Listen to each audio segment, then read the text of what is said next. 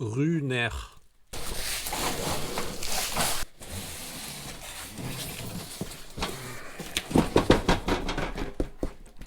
Le petit logo qui va bien.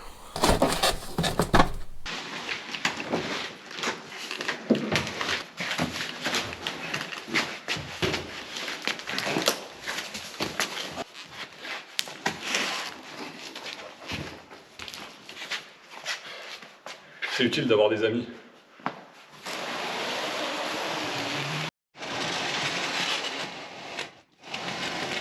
Et salut tout le monde, j'espère que ça va bien. Bon, comme tu as pu le voir, je viens juste de décharger la tente. Bah, c'est pas tout ça. Une fois déchargée, maintenant il va falloir la préparer pour qu'on puisse la monter demain chez mes parents. Donc là, on va faire déjà le montage de la partie rail. On va installer à l'intérieur le bandeau de LED parce que oui, nous aussi, on veut un éclairage rouge pour faire sexy. Donc si toi aussi t'achètes une tente Frontrunner, tu vas la recevoir dans 2 cartons. Un petit carton avec l'échelle, la visserie, et un gros carton qui est juste là derrière moi, qu'on va déballer tout de suite, ce qui contient, à ton avis, je te le donne en 1000, la tente. Je te conseille quand même d'être 2, hein, parce que ça fait quand même 45 kilos le bordel. Mais bon, vu que mes copains ils sont tous partis à l'apéro sans moi, bah, je me débrouille. Bon, en fait, je l'avais déjà ouverte, hein. Quand tu la commandes, elle arrive, elle est sur palette. Il y a un deuxième carton, en fait, elle est super bien emballée. J'avais pas prévu de la déballer tout de suite. Mais en fait, il y a un gars de chez Frontrunner qui m'a appelé, un commercial ou un technicien, je sais pas. Et en gros, il m'a dit que mon vendeur m'avait signalé qu'il manquait la bâche, en fait, pour recouvrir la tente quand elle est fermée. Du coup, il m'a demandé de vérifier. Non, la bâche était bien là, la tente était bien, a priori complète. J'ai pas tout sorti, mais bon, la bâche était bien là, donc voilà, c'est juste pour ça que je l'avais déballé. Sinon, vraiment, je m'en suis pas encore occupé. Et d'ailleurs, pour info, les mecs de chez Frontrunner, ils sont vraiment adorables. J'ai l'impression que le service client est vraiment au top. Donc ça, c'est cool. C'est déjà une bonne chose.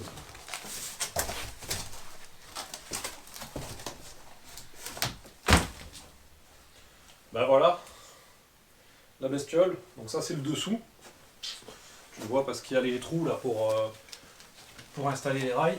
Ce qu'on va faire.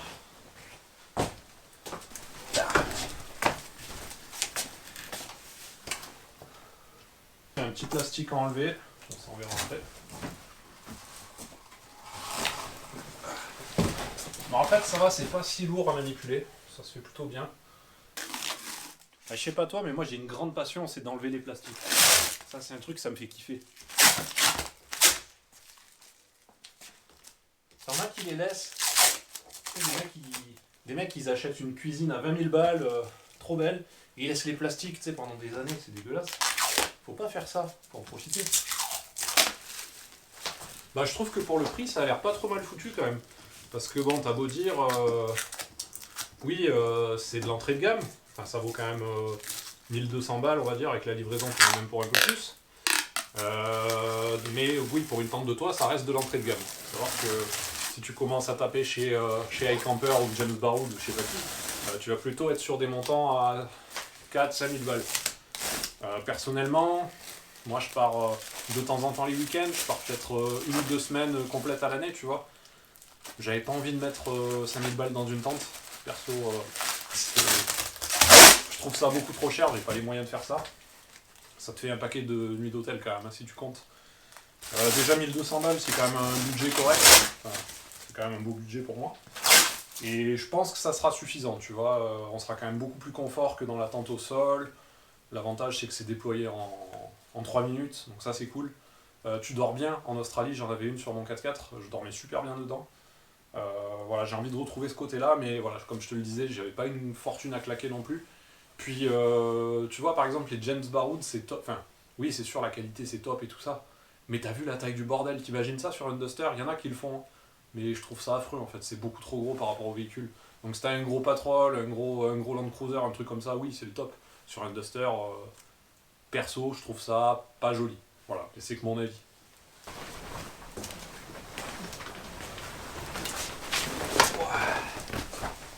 Allez, tiens, je t'emmène faire un tour à l'intérieur, du coup. Alors, regarde.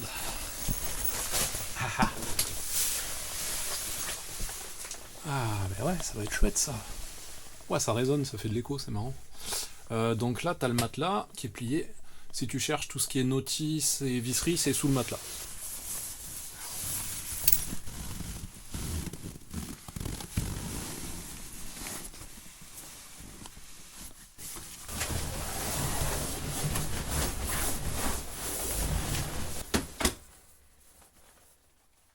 Donc voilà, on a récupéré la notice et tout ce qui est visserie qui est dans le petit sac. Ouais, c'est bien présenté quand même. T'as des petits sachets, des petits machins. C'est cool. Bon alors, pour ceux qui vont demander, oui, c'est écrit en anglais, mais non, c'est pas compliqué. Franchement, mettre 4 vis en M6, je pense que vous devriez y arriver, même si c'est écrit en anglais. Bon alors l'idée c'est quoi? C'est tout bête. T'as des rails en alu comme ça, t'en as deux. Ils viennent se mettre sous le plancher, ça sert déjà à rigidifier le plancher, et puis ça sert surtout à la fixer en fait sur ta galerie. Ici après c'est des trucs qui coulissent, donc tu peux l'ajuster comme tu veux.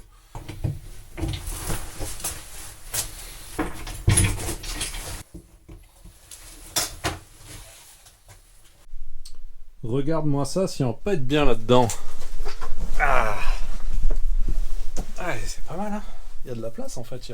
C'est vachement haut, c'est cool. Et tu vois, il y a un truc qui me plaît beaucoup déjà d'entrée, que j'avais pas forcément fait attention. Bon alors certes, j'ai pas un éclairage énorme dans mon garage, mais dans la tente il fait super noir quoi. Tu vois, c'est la toile est vachement opaque en fait. Donc ça c'est cool. Ça veut dire que le matin, je dis pas qu'il y aura pas de lumière du tout, mais ça a l'air de vachement bien filtrer déjà. Donc ça c'est un très bon point. Ça me plaît beaucoup.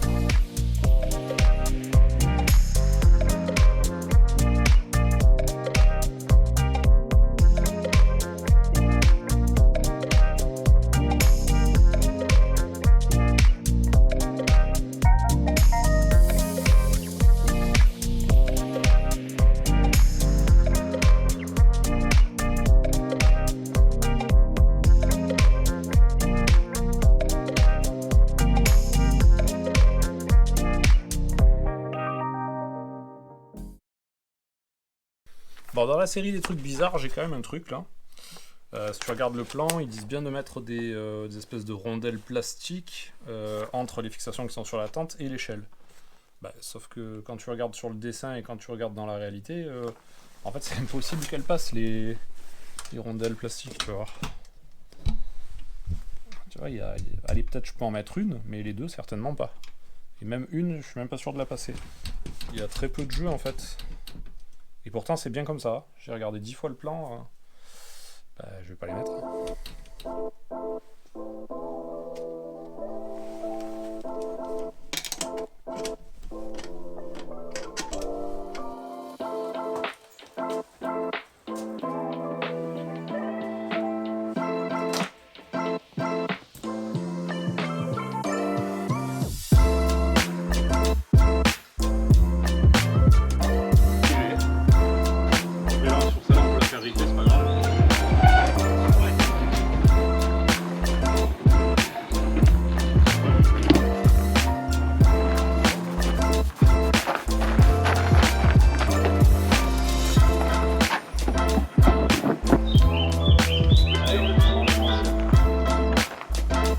Juste on la tourne.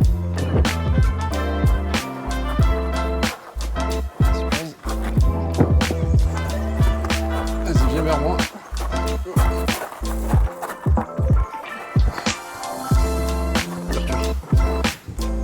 Voilà. On va mettre à peu près comme il faut.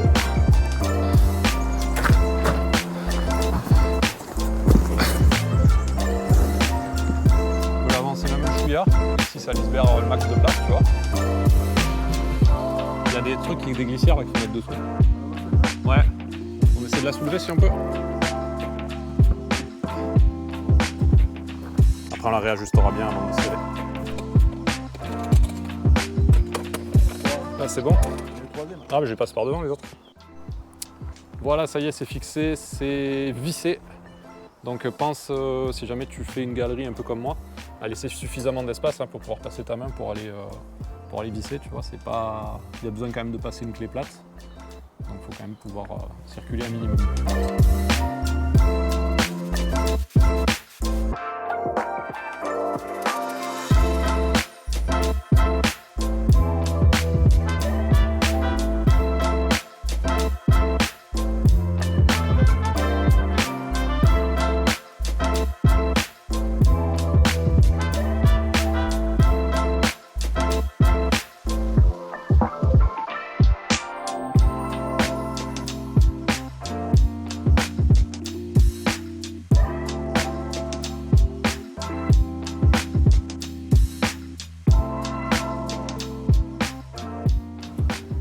Voilà, ta nouvelle maison de vacances.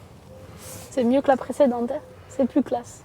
Ouais, on est pas mal là. C'est vrai que t'as bien de l'air quoi. Si t'ouvres tout, à mon avis, t'as pas chaud. Ah. On n'a plus qu'un petit mojito là, c'est bon. Je crois que c'est déjà autre chose.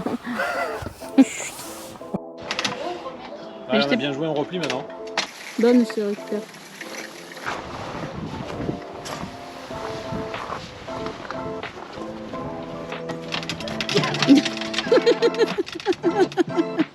Je savais qu'en filmant maintenant c'était bon. J'avais le bon truc. Allez, c'est tout pour aujourd'hui, j'espère que cette vidéo vous aura plu. Si tu as des questions, n'hésite pas à les poster en commentaire, je me ferai une joie d'y répondre. Retrouve-nous très vite pour le premier bivouac avec la tente de toi, la vidéo sort la semaine prochaine. Et en attendant, je te souhaite de très belles aventures nomades, et je te dis à très bientôt sur YouTube ou sur les pistes. Salut!